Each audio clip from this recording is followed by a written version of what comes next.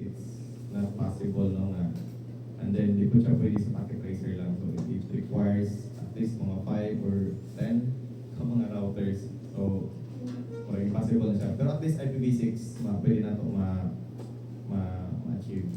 And with regards to IPv6 topic, so I invited Sir Bani from the DOST-ASTI, one of the champions sa IPv6 implementation sa Philippines, because they are actively handling the FreeGNet. So if you're familiar with FreeGNet, no? That's the backbone of kaning ginagamit nato. Example nga project ni FreeGNet is kaning GovNet. Way back, it's I think that's iGov something ng mga project na rename into GovNet. I think so sila ang murag ka ng hands-on or handle ginana. So I think si GB na may node no sa GovNet. Sa mga node sir? Node 2 no. So kami sa CSU Node 7 o paubana mo sila Ched, kalto sila PSI, DOST. So sila ang ga-establish ana way back I think 2000 early 2000 before COVID pa man siguro to ana ang GovNet na nabuo na rin. And then sila sa FreeGNet ang maoy ga-maintain or ga-handle sa core infra. So nasa ila except sa katong Free Wi-Fi for All. So it's another project man po na sa DICT, di ba? Free Wi-Fi for All. So kanto lang yung GovNet. Because one of their mission is of course katong for network research, network research, education, and part na po na is of course ang LGU, at sila yung supportahan nila. So that's why avail na ng mga services ng FreeGNet. So Wednesday na natin ito siya ma-meet, puhon. Yalang topic is about IPv6. So siya magod ang na ay oversight sa current situation karon sa IPv6 sa deployment sa Philippines. And hoping no next year si CSU maka-V6 na po ma-enable na ng V6 because it's very kayo alarming na ang status or situation doon sa atong before. To give you an idea or quick lang ako I think gina-offer na lang or gina-provide na lang ni APNIC is mga /23 na lang ng mga subnet or mga IP blocks. So meaning, padulong na siya pagka-exhaust. So more or less mga 5 years from now or 3 to 5 years from now, wala na dyan. Doon na ginang mga V4. So as soon as possible, as early as possible, V6 na kita. Hoping. So muna isa na mo nga i-achieve doon sa because MSU, UP, and some of the major university are adopting V6 na. Even mga private, no? Of course, sila Globe, sila Smart, una magiging sila magiging ang atong pinaka-core na provider sa tanan. And kato, then pagka Thursday, so let's dive into different na po nga setup. We'll be having Proxmox no for advanced virtualization, clustering, sa pa dyan. Availability, so let's configure HA for that. And then may storage. So in terms of storage, most probably di na ito ma-implement ang iSCSI because we need a dedicated storage server for that.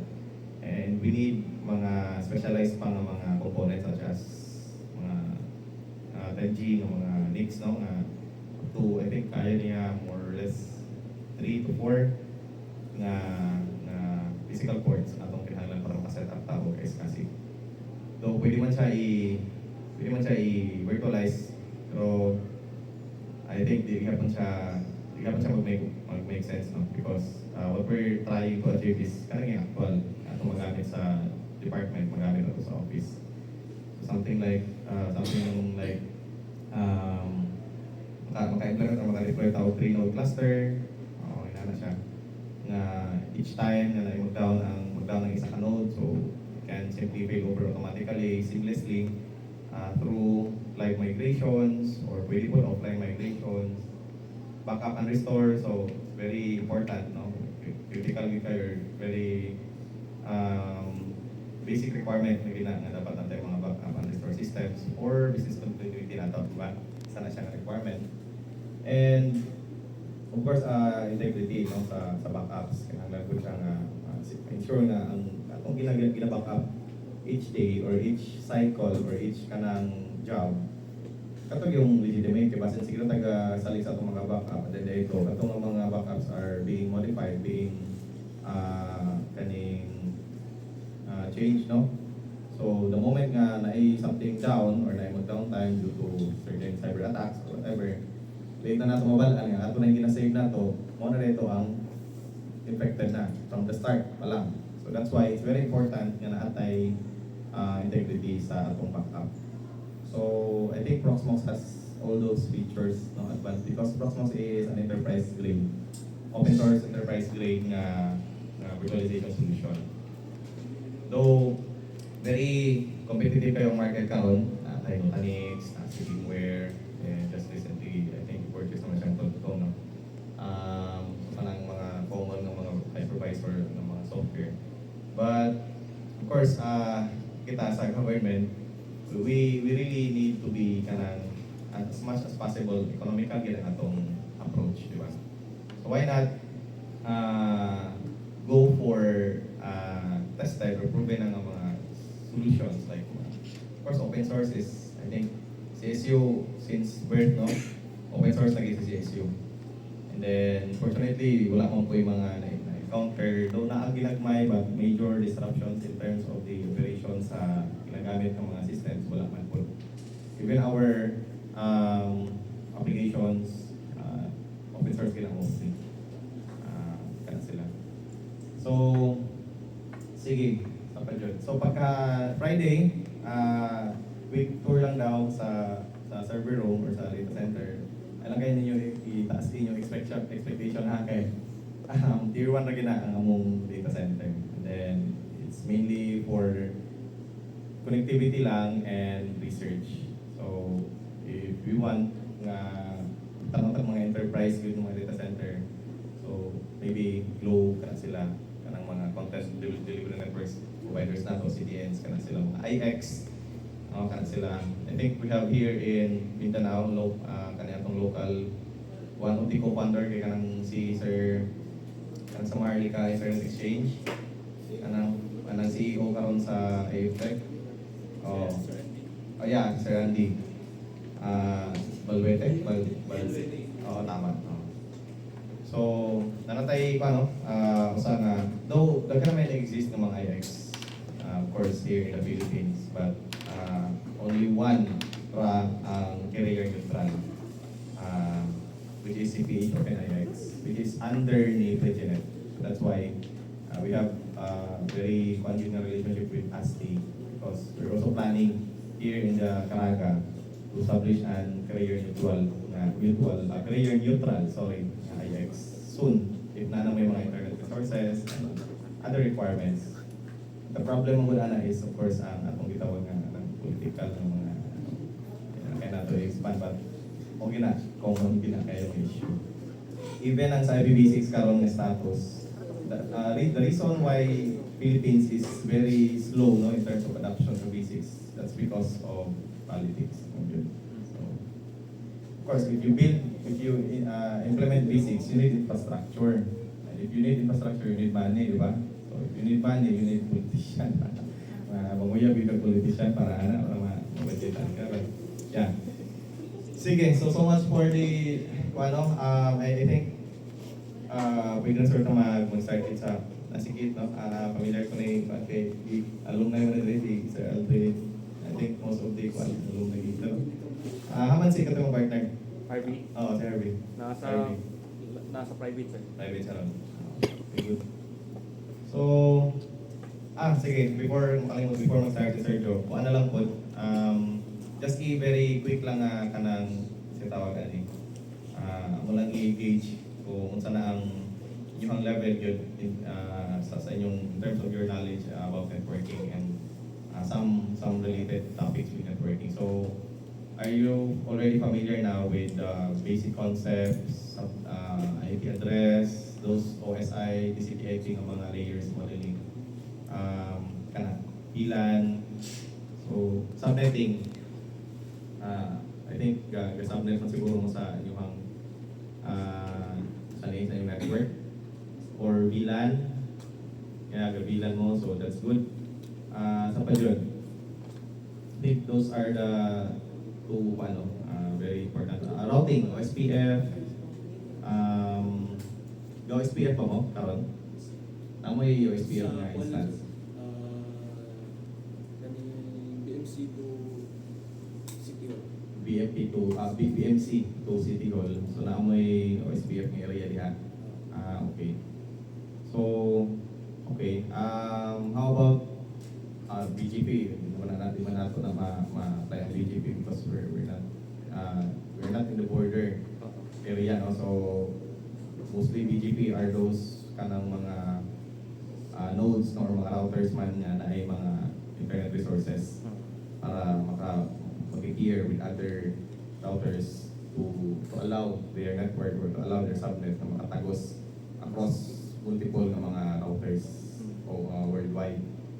So maybe BGP I think na kayo, but if we want to try BGP, again, narampo tayo natin na po nga problem, ang device na po na magamit. Medyo alanganin kayo mayroon. But, sige, kung saan lahat mo maximize in terms of the in related to or kanang say naras sa ato po ng mga equipment or devices. So, mga siya. Sa pa dyan, or pwede po ko mag-ask kung sa inyo ang expect throughout sa at Wednesday.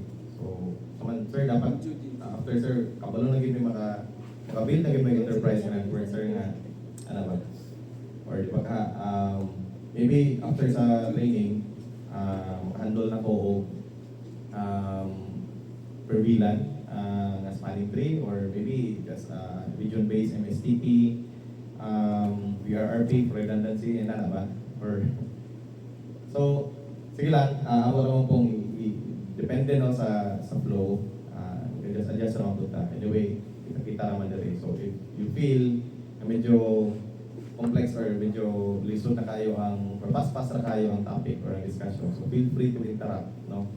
Wala yung problema para at least pwede na ito balik-balikan hanggang sa masabtan na especially sa terms. Anyway, ang terms dali naman kayo, pwede naman ito Google, but the implementation, sama kayo. Sometimes, kuha nga malimtan, di man necessarily memorize yung bilang commands, but malimtan sa asa siya i-implement or asa siya nga device gamiton or para asa. Pwede na ito nang balik-balikan hanggang sa madugtungan. So with that, thank you, no? I think si Sir Job is ready na for his presentation. So once again, if feeling ninyo na-board na po mo, kay balik-balik naman yung topic, just interrupt your job. Na sir, next na to sir, next na tayo. Dito na tayo kay gusto na mo lahat ng topic. So yung i-discuss is the introduction sa networking, OSI, TCP/IP, B4, subnetting, something like that. So ito sir. So we prepare. Yeah, layers, different layers, how they work, how they cooperate with each other. So pwede sir. Okay, ikaw na lang. Ikaw na lang ipasalahin na lang niya. Wi-Fi. Sir. Ito mga Wi-Fi. Sige, later i-flash na lang na mo ang para sa internet access ninyo dali ako sa process or sa naligas. So, thank you. Sige, Sir Job. Ay, pang-sir. Okay, may. Or pwede mo ito ni wireless? Sila Apple. Gaya lang kasi. Sige. Kunin ko na lang yan. Tapos, bukong pa kape, no? Side view na lang siya.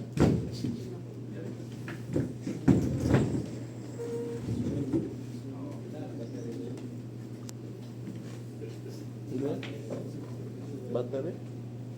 Wala.